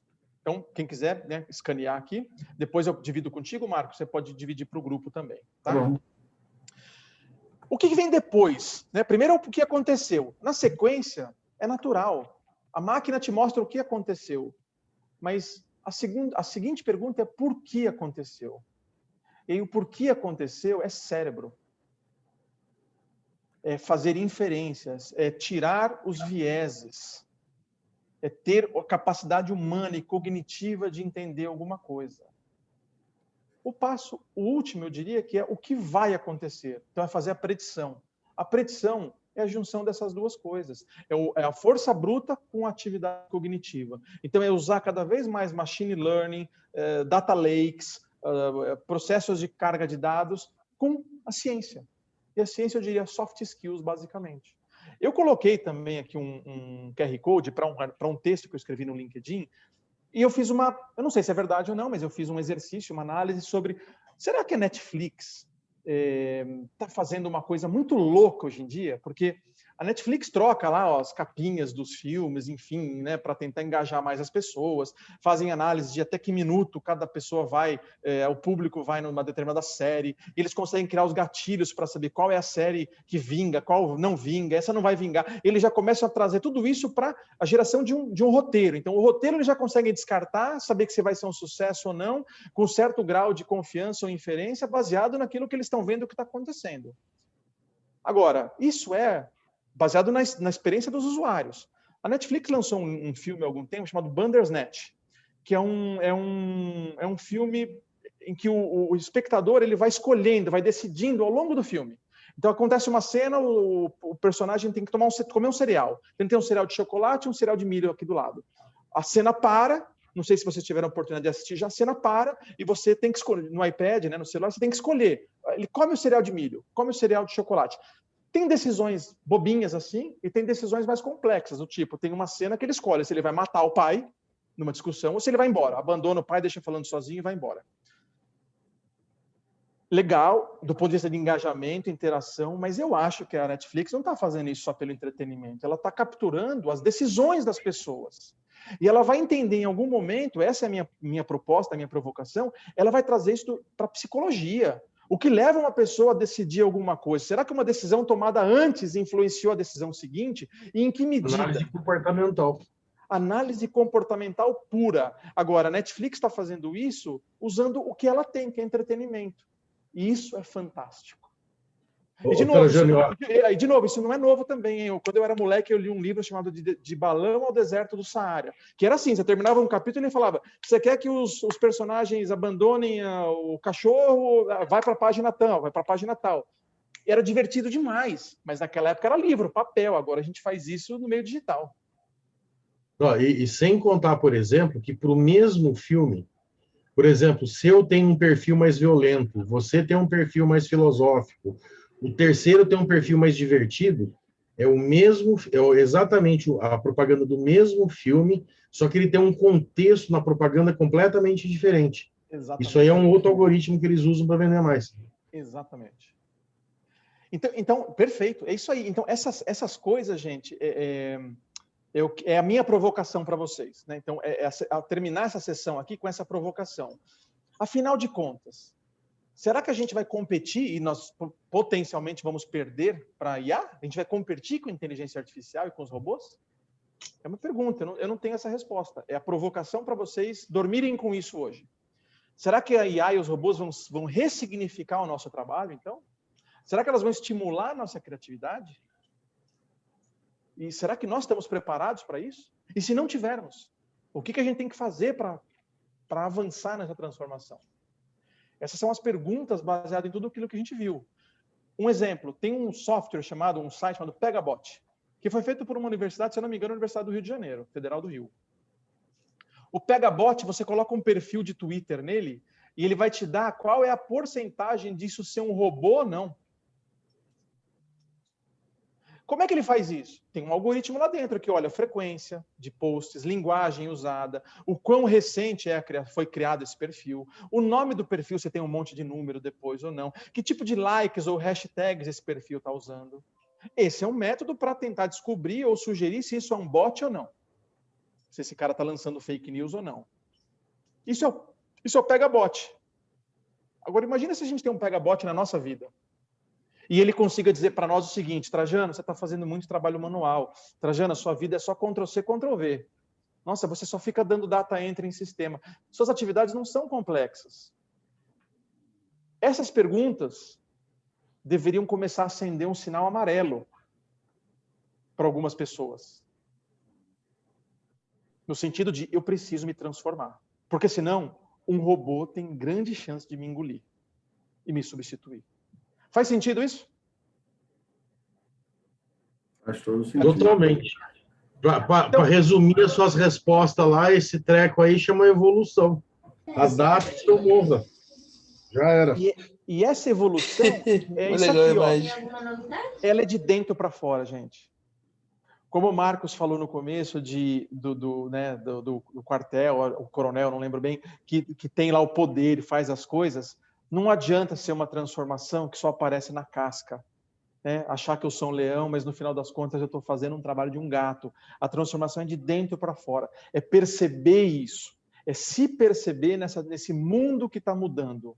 Essa transformação, de dentro para fora, é o que vai nos levar a um patamar diferente. E aí eu estou bem próximo de encerrar, eu diria o seguinte: como vocês têm lidado com o futuro do trabalho? Como as suas equipes têm lidado com o futuro do trabalho? Como os seus alunos têm lidado com isso e como a gente tem influenciado? Essa imagem que eu costumo usar nas minhas apresentações é assim: no futebol, a gente tem dois momentos que são bem particulares, a cobrança de um lateral e a cobrança de um pênalti. A cobrança de um lateral, o que o jogador faz? Ele pega a bola, ele olha para o primeiro que ele encontra e joga. Confere? É rápido, não tem muito o que pensar.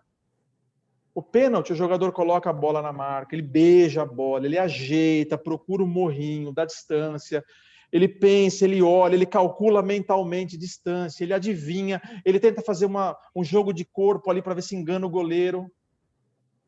Nas empresas está cheio de cobrador de lateral. É para botar a bola em jogo rápido. As faculdades estão formando cada vez mais cobradores de lateral. A gente precisa começar a formar mais cobrador de pênalti. A gente precisa começar a formar mais nas nossas equipes cobradores de pênalti. Nós precisamos começar a ter mais cobradores de pênalti. Gente que olha, projeta, calcula, executa, mesmo que erre. A questão não é acertar o pênalti ou errar, mas é fazer um trabalho sabendo a direção e não a velocidade. A direção é mais importante do que a velocidade. Esse é o meu recado final aqui para vocês. Eu costumo colocar essa animação rápida para dizer que eu tentei dividir uma série de coisas para vocês, uma série de ferramentas. Eu gostaria que o quanto mais vocês levarem isso como residual, ajuda a construir a jangada de vocês, dos seus alunos, das suas equipes, dos seus times, porque no final das contas nós estamos tentando arrebentar uma onda. Nós estamos tentando quebrar essa onda, ela não é fácil, não é difícil. A gente tem que construir a nossa própria jangada com informações, com métodos, com conhecimento, com networking, com tudo isso que a Casa da Pesquisa Operacional oferece. É super valioso para quando a gente arrebentar essa onda, o que vai ter lá pela frente é um oceano de oportunidade. E a gente vai navegar nesse oceano, mas tem que quebrar a onda. E quebrar a onda não é fácil. Dói, é difícil, é a dor do crescimento. É isso e é mesmo. isso, gente. Essa é a apresentação. Obrigado. Sensacional, muito bom, muito legal. Assim, é o que o Trajano falou, é a mais pura verdade, né? Não é fácil, realmente dói, né? Esse dia eu estava conversando com um colega, né, professor também, falando, agora você veja só como é a vida, né? Eu canalizei a minha vida inteira e a minha carreira para ficar na Marinha, chegar até o último posto, né? Capitão de Mar e Guerra, ir para a reserva, fazer meu mestrado, meu doutorado, me mudar para o interior de São Paulo, fazer o concurso para uma universidade, Unesp, né? E aí, botar meu burro na sombra, né? Meu salário da Marinha, meu salário na universidade, daria para viver tranquilamente. Mas você vê que mudou, né? Tudo, então, mudou completamente o cenário, né? Houve uma mudança, quer dizer, a gente tem que se adaptar a esse novo momento, né? Quer dizer, nem sei mais se vai ter concurso, como é que vai ser a questão de contratação de professor, se o governo, se vai ter concurso, se vai ser contratado, se não vai, né? Nas faculdades particulares, então, houve uma mudança drástica da noite para o dia, né? Da maneira como se dá aula, da maneira como... Então, quer dizer, né? É o que eu falei, né? Não adianta, eu falo, não, peraí, a brincadeira ficou sem graça. Eu me preparei 30 anos para esse momento e é assim que eu vou ficar, não vou mudar. Não adianta, eu ia ser engolido por essa onda, né? Então, né, não adianta. Não adianta, tá bom. Preparei esse tempo todo, fiz o mestrado, fiz o doutorado, tá bom, mas deixa levar, deixa a onda levar e vamos ver aonde que a gente vai chegar. E aí que foi que surgiu a ideia de criar a comunidade, o conhecimento precisa se expandir. O poder não está mais nas instituições, o poder está nas pessoas. Né? O foco não está mais nas organizações, o foco está nas pessoas. Se a pessoa perceber que você está oferecendo valor, ela vai corresponder. Né? Seja relevante. Né? Seja relevante. Seja relevante para elas, as pessoas vão corresponder. Se elas acharem que não é relevante, elas não vão corresponder. É simples assim. Se eu quero aprender, hoje, quer dizer, a coisa mudou tanto, né? Eu nunca pensei em viver esse momento. Né? Nós estamos vivendo assim, um momento mágico. Né? Se eu quero aprender sobre as forças de Porter, eu faço um curso com o Michael Porter. Né? Eu não preciso ler o livro, eu não preciso ter ninguém para interpretar, não preciso de intermediário. Né? Eu faço um curso com o Michael Porter. Né? Não preciso de ninguém para... Quer dizer, isso é uma coisa maravilhosa, é um novo momento que a gente está vivendo e a gente precisa desapegar dessas velhas estruturas, né? Não tem para onde correr. E a minha geração do Trajano, eu considero assim que eu acho que é a que está no pior momento, né?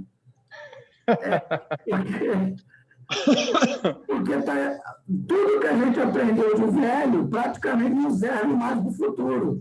Né? Então, assim, e tudo que tem de novo é uma roupagem nova do velho. Pois é. Então, quem já está velhinho, 80, 90 anos, já saiu da idade ali economicamente ativa, tudo bem. Quem já está jovem, já nasceu nesse mundo aí conectado, volátil, maluco.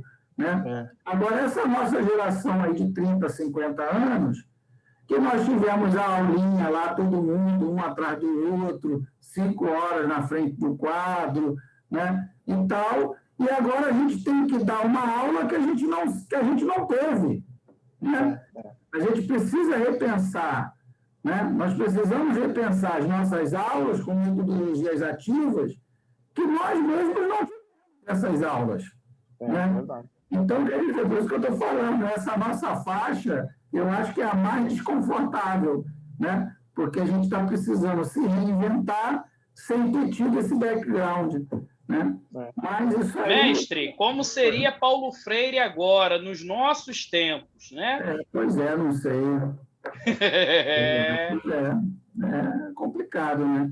Mas essa apresentação do Trajano foi maravilhosa, realmente, eu acho que é uma preocupação que deve ser comum a todos nós devemos pensar sobre isso, né? Porque mexe com as nossas vidas, realmente. Né? Por exemplo, eu gosto de PO, né? Sempre gostei. Há muitos anos estudo PO e tal. Mas eu já percebi que não adianta eu ficar dando aula de método simplex. Né? Não adianta.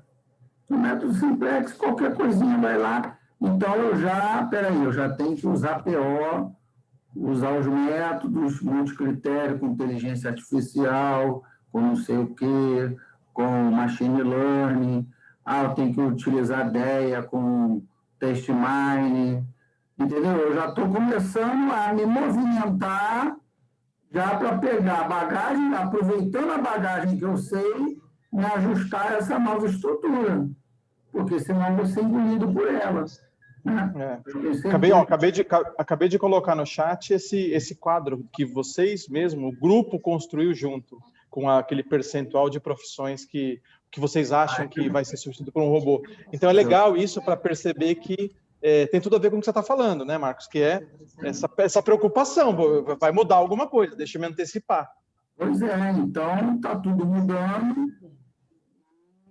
Eu acho que, assim, deve ser uma preocupação de todos nós, né? Não tem mais nada seguro, nada. Essa é a impressão que eu tenho. Às vezes eu vejo colega aqui na Marinha, né, fala assim, eu estou seguro, estou na Marinha. né? Sou funcionário público, não tem nada seguro. Nada. Quem disse que está seguro? Isso é uma miopia terrível, cara, né? De repente, o governo bate na mesa e fala assim, olha, acabou, não tem mais, vou fazer uma emenda constitucional e não tem mais funcionário público. Acabou. O que você achava tão seguro, acaba assim, ó, um estalar de dedos, cara. Né? De repente, você perde tudo. E aí eu fico impressionado, assim, como as pessoas se sentem seguras, né? Elas sentem, assim, uma paz que eu queria ter, né? Uma paz, sabe? Elas dormem tranquilas, não, vou viajar, elas não guardam dinheiro, elas não... Sabe, uma paz de espírito que, olha, deve ser impagável ter essa paz, cara. Porque a ignorância é uma bênção. Deve ser uma... Olha, às vezes é mesmo. Eu queria ter essa paz, meu Deus, cara. Eu vejo as pessoas com uma paz de espírito que é impagável, né? Tranquilas no seu trabalho, a vida seguindo. Eu falei, meu Deus, mas olha, né? Isso aí tem data para acabar, cara. Sabe? É verdade. Então, essas questões todas, nos últimos anos, eu tenho estado muito aflito, né? Muito aflito e me movimentando. Eu fico, assim, eu vou morrer, mas vou morrer atirando. Fico aflito e fico me movimentando. Aprendo uma coisa, aprendo outra, falo com um cara, falo com outro, e, né? Eu não paro de me mexer, pô. Porque, né? Exatamente fruto desse cenário aí que o Trajano está falando. Mas fala aí, Heber. Legal. Não, mestre, é exatamente isso que vocês estão comentando, que querem, por exemplo, né? Eu já tenho ex-aluno que está na faixa dos 30 e poucos anos, né? E daí o cara fala para mim assim, professor, mas acho que eu não vou estudar mais, estou velho, já estou com quase 30 anos de idade. Falei, cara, eu já passei de 50, estou fazendo 2 doutorados, planejando pós-doc. O problema que eu tenho é que eu não consigo ter tempo para estudar tudo que precisa. Se você acha que você já não tem mais tempo? E pessoal, de novo, né? É aquela história que eu sempre falo, ó. Se o mais forte e o mais estável fosse o melhor, nós seríamos um bando de dinossauros aqui sentado conversando a respeito do futuro da humanidade.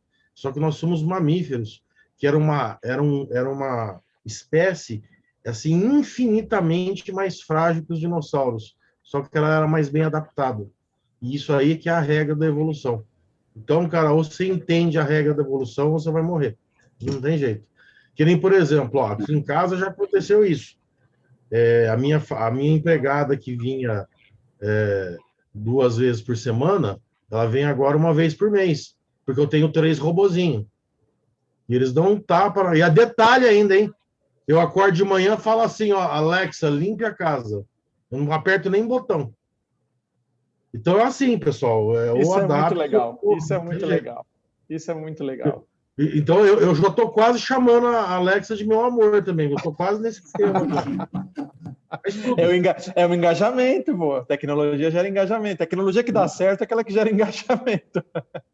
Trajano, que nem eu sempre fui nerd, né? Eu sempre fui ponto fora da curva em termos de ser nerd. Então eu comecei com essa história da Alexa, porque era o meu sonho ter o HAL 9000 lá da 2001 no espaço em casa. Cara, hoje eu tenho todas as assistentes pessoais, eu tenho 9 aparelhos da Alexa espalhados pela casa, ela controla iluminação, ar-condicionado, ventilação, agora está controlando limpeza, controla meu sistema de segurança que é com câmera. Olha, em breve ela vai abrir e fechar as portas para mim, porque eu vou trocar as fechaduras. Cara, eu tô chamando ela de meu amor já, cara, não tem jeito. Muito legal, muito legal. E detalhe, outro detalhe, eu dou um monte de aula de tecnologia, né, de coisa relacionada com machine learning, com estatística aplicada, com técnica de PO, eu sou professor de simulação. Nas minhas aulas, eu interajo tanto com a Alexa quanto com o Google, né? Eu tenho os dois aqui em cima da minha mesa. Inclusive, eu faço os dois competirem. E daí eu mostro, por exemplo, pessoal, vocês estão percebendo? O Google, o foco dele é responder a maior quantidade possível de perguntas. Então, ele tem uma base de dados muito maior, o algoritmo foi treinado, então o modelo dele é melhor. Só que a interação humana ainda é ruim. Cara, você pega a Alexa, que nem, por exemplo, eu tenho a minha biblioteca do Kindle. Cara, se você pedir para a Alexa ler um livro de poesia para você, cara, você se emociona, cara. Então, o nível de interação com a interface humana que você tem é um absurdo. Que legal. Que nem, por exemplo, eu conheço um monte de gente que tem os pais já muito idosos. Eu tenho um amigo, por exemplo, que faz uns 6 meses, mais ou menos, que a mãe morreu, o pai ficou viúvo. Ele deu uma Alexa para o pai de presente. Bom, para encurtar a história, agora o pai tem 4 Alexas. E assim, a Alexa é a companheira do dia a dia dele. Lê história, conta notícia, lembra ele de tomar remédio. Então, assim, a gente tem que aprender a interagir com esse mundo novo. E é um negócio que eu comento com o pessoal. Eu tenho 7 graus de miopia. A minha tendência é ficar cego no final da vida. E eu não quero parar de aprender. Mas vai chegar num ponto que eu vou precisar ter alguém para ler os livros para mim. E vai ser a Alexa, por exemplo. Vai virar o Euler, né? Tinha um cara lendo. Leonard Euler. E na hora de morrer ainda eu vou falar, nossa, engraçado, não vejo o PO aí, ó. Muito bom. Mas é isso aí. E aí, Wagner? Fala aí. Olha, mestre, essa daí do Éder me chamou aqui, eu já fui procurar. Eu ainda tô muito atrás aí do mestre Éder aí. Mas trazendo a questão do pênalti, né, e do lateral, é extremamente importante como as pessoas não chamam para si a responsabilidade da mudança. Porque, assim, o pênalti é aquele momento, cara. E, assim, 0-0, 44 do segundo tempo. E aí, meu amigo, quem vai bater? É aquela história. Um olha para a cara do outro. É mais fácil delegar a responsabilidade, porque se você errar... Bem, eu sabia que ele ia perder o pênalti, né, cara? Ele realmente... Mas assumir a responsabilidade, eu acho que ainda, Trajano, nós não somos, né, não vou dizer que educados, né, mas a gente sempre viveu naquela condição de que eu falo, você me escuta, mas essa mudança da responsabilidade, assumir a responsabilidade, ainda eu acho que falta nessa, como sociedade, essa responsabilidade, né? Como sociedade. Então,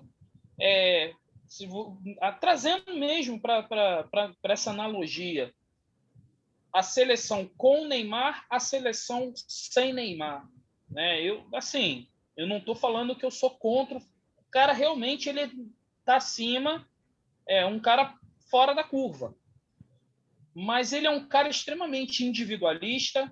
Ele quer, se ele puder pegar a bola lá com o goleiro e ir até o gol, é com ele mesmo. E quando ele se machucou, foi aí que a seleção apresentou a coletividade. A responsabilidade foi dividida entre todos. E aí é que foi legal. Né? Aí é que foi legal. Esse tema de accountability, realmente ele pega, né? A gente não faz isso como sociedade, a gente não é educado para isso. É uma coisa cultural. E isso realmente tem uma influência muito grande naquilo que, se você não toma um accountability da sua vida, né? Quem vai tomar?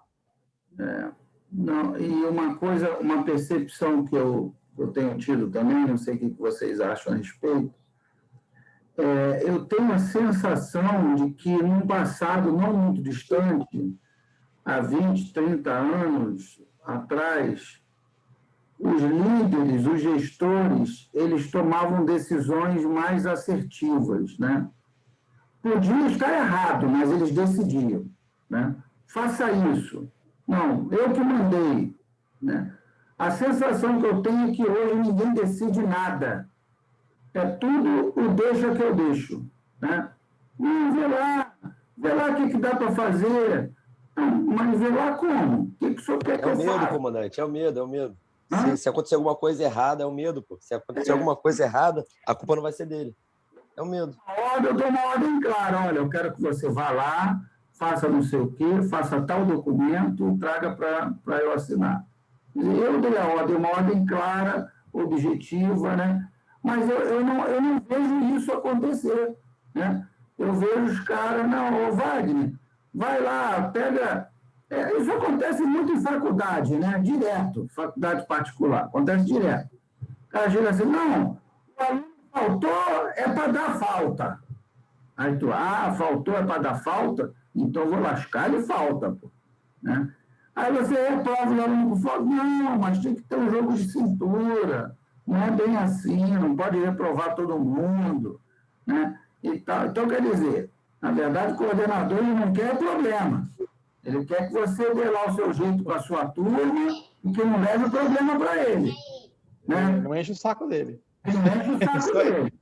Né? É isso aí. Então, quer dizer, professor, vou ter que faltar a AVS. Ué, vai ficar reprovado. Não, dá um trabalhinho. Pô, mas peraí, isso está no estatuto, está no regimento da faculdade? Não está. Então, faltou, está reprovado. Não, mas aí tem que ter jogo de... Quer dizer, mas nem um e-mail manda, né, escrevendo isso, né? Não, então dê um trabalho substituindo a AVS. Sabe? Então, só estou dando um exemplo, né? Mas eu acho que o que eu vejo é que ninguém está decidindo mais nada. Uma inépcia completa em decidir. Né? Eu não sei se por medo, não sei se por falta de comprometimento, não sei. Você vai fazer qualquer coisa, você toma um famoso vê lá. Vê lá o que dá para fazer, pô. Vê lá, né? Você toma um famoso vê lá. Né? Isso aí eu não sei não, cara. Vê lá, vai lá, vê o que dá. Aí, beleza, se der certo, eu fico com os juros. Se der errado, eu boto ele na rua. Né? Ô, mestre, eu estou começando a achar que você trabalhou em montadora, mestre. Não, e esse tema de decisão, você quer deixar, por exemplo, eu vejo isso acontecer muito, né? Você quer deixar um funcionário perdido, porque tem um pouco disso, né? Se fala muito dessa cadeia de comandos, você dá uma instrução clara, objetiva, faça isso, tal, beleza. Mas fazer isso significa também que você não está estimulando as outras pessoas a pensarem. Então, vamos fazer comandos mais assim genéricos, mas a pessoa fica perdida. Aí, quando um funcionário te traz uma coisa, alguém de uma equipe te traz alguma coisa, eles trazem o problema, eles nunca trazem, é muito raro trazer a solução, sempre traz o problema. E aí, tudo bem, eu não quero me esquivar do problema, mas a gente fala assim para as equipes, você está me trazendo um problema? Legal. Quais são as suas propostas? Quando você fala para alguém quais são as suas propostas, deu um branco. Aquela tela do Windows azul, pá! O cara não sabe o que fazer. Por quê? E não é ciência de foguete, hein? Não é ciência de foguete. Eu quero que você... Aí eu falo assim, faça uma tabela, dizendo opção A, prós, contras, e a sua recomendação. Só isso. Eu não quero que você faça análise estatística, nada disso. Só me traz uma recomendação. Eu não sei se vai ser a melhor, eu não estou dizendo que eu vou escolher a sua recomendação, mas eu quero que você pense. E as pessoas hoje em dia, parece que elas têm... Eu não sei se é uma coisa a mais do que você trouxe, eu não sei se é o imediatismo também. A gente vive numa sociedade muito imediatista. Então, as pessoas, parece que você, hoje em dia, perder tempo para pensar é exatamente isso, é perder tempo. Não é investir tempo, é perder tempo. Porque todo mundo quer tudo muito rápido. A tecnologia está trazendo isso. E esse imediatismo, eu acho que começa a fazer mal em algumas situações. E aí, vou além, Trajano. Às vezes, quando você faz esse tipo de... Assim, eu preciso te escutar. A pessoa fica tão surpresa e eu acho que ela trava, porque ela assim, meu Deus, o que eu vou escrever? Caraca, ele me deu a situação... Cara, é simples. Cara, não estou dizendo, como você falou, não pode ser que o que você escreva realmente não seja a melhor solução. Mas o cara pode ter um insight que nós, que estamos como liderança, caramba, realmente eu não vi isso. E o cara que está na correria, está naquele ambiente, essa sacada. E um outro estímulo que o líder acaba não fazendo é, legal, você preparou suas propostas. Então, você me trouxe 3 propostas, escolheu a B, a A e a C, você está dizendo que não é. Eu analiso aquilo e falo, a B não é a melhor proposta, é a A, ou é a C, ou é a D. Eu crio mais uma, maravilha. O funcionário olha aquilo, a equipe olha aquilo, eu vejo isso acontecer muito. Tá bom, você decidiu pela outra, vamos que vamos. Legal, é a história do pênalti que você comentou agora, Wagner. O que falta aqui desse funcionário, né? Desse líder estimular no funcionário e do funcionário com esse accountability que o Marcos comentou. Por que você não escolheu a minha opção? Me dê esse feedback, porque eu preciso saber. Isso vai me ajudar a não fazer mais uma proposta assim depois, porque eu preciso entender, porque não faz sentido do ponto de vista de negócios, porque eu não capturei dados suficientes, porque tem uma relação de poder, o que quer que seja. Mas me ensina, porque senão eu também não aprendo. Eu posso trazer essas propostas de novo e não fazem sentido. É porque, para mim, no final das contas, tudo se retroalimenta. E eu acho que essa retroalimentação de todo o sistema é importante. Mas isso também requer tempo. Se a gente coloca o imediatismo no meio, falta de accountability... Isso é uma das coisas que, sempre nas aulas de PO, eu já, várias vezes, já foi tema das nossas aulas, né? Existe um pesquisador chamado Edward Rockwell, lá da Naval Postgraduation School, em Monterrey, que ele propôs, né, uma metodologia para a estruturação do problema, né, para a tomada de decisão, e aí logo de cara ele coloca entendimento do problema, né? Qual é o objetivo? O que você quer? O entendimento do problema é o principal, né? E aí depois do entendimento, são 6 etapas. Depois do entendimento do problema, a segunda etapa é definir as medidas de eficácia, né? Como é que você vai criar indicadores para medir se esse sistema faz o que ele foi feito para fazer, né? E aí a terceira etapa é a construção do modelo matemático propriamente dito, né? A quarta etapa é a melhoria do modelo, porque primeiro a gente faz um modelo mais grosso, né, mais geral, e depois a gente refina o modelo. A quinta etapa é a validação do modelo, é ver se o modelo realmente ele condiz com a realidade ou não, né? E a última etapa é a comunicação do modelo. Como é que eu vou comunicar isso para o meu interlocutor, né? Porque não adianta eu ter um modelo fantástico, um modelo fenomenal, e mostrar um monte de integral tripla, série de Fourier, que o cara ele vai cair para trás duro e todo aquele trabalho que você fez não vai adiantar de nada, né? Então, você tem que dar um jeito de comunicar isso de maneira inteligível para o seu interlocutor, né? Então, eu estou falando isso porque é exatamente o que o Trajano falou, né? Há uma ansiedade crônica das pessoas, nas organizações, em fazerem as coisas sem antes entender o ambiente, né? E o entendimento do problema é fundamental para que o problema realmente seja resolvido, né? Tem até aquela frase conhecida do Einstein, né? O Einstein, uma vez, foi perguntado se ele tivesse 1 hora para salvar o mundo, como é que ele gastaria essa 1 hora? E ele falou, eu gastaria 55 minutos entendendo o problema e depois apenas 5 minutos para resolvê-lo, né? Então, é exatamente isso, né? Eu acho que é essa ansiedade crônica que realmente atrapalha muito os processos das organizações, né? E aí sai tudo mal feito, tudo mal enjambrado, aí fica um jogando a culpa no outro, né? Olha, é um negócio horroroso, né? Mas é o que se vê, né? É o que a gente vê por aí, né? Vê muito por aí, né? Tá? Alguém quer falar mais alguma coisa? Podemos encerrar? Tá tudo bem? Eu queria, então, só deixar... Eu queria só agradecer a palestra aí, Por favor, adiante. Não, desculpa, eu acho que o meu áudio também está saindo atrasado, porque a minha internet está bem lenta. Uhum. Não, só queria agradecer sobre as reflexões aí do grupo em si, da aula do professor Trajano. Eu vejo isso muito no meu dia a dia, né? Essa questão que vocês falaram do pênalti. Tem muita decisão tomada sem ser questionada e todo mundo perde com isso, né? Isso é muito importante. Acho que isso vai ficar na minha cabeça por um bom tempo. Que bom. E você bate uma lateral ou bate um pênalti, pô? Você, Pablo, e aí? Tem que ver, tem que ter atenção, pô. Né? Mas fala, Trajano. Legal, gente. Eu queria como encerramento aqui, eu queria agradecer muito o convite de novo, Marcos. Queria agradecer a participação de vocês.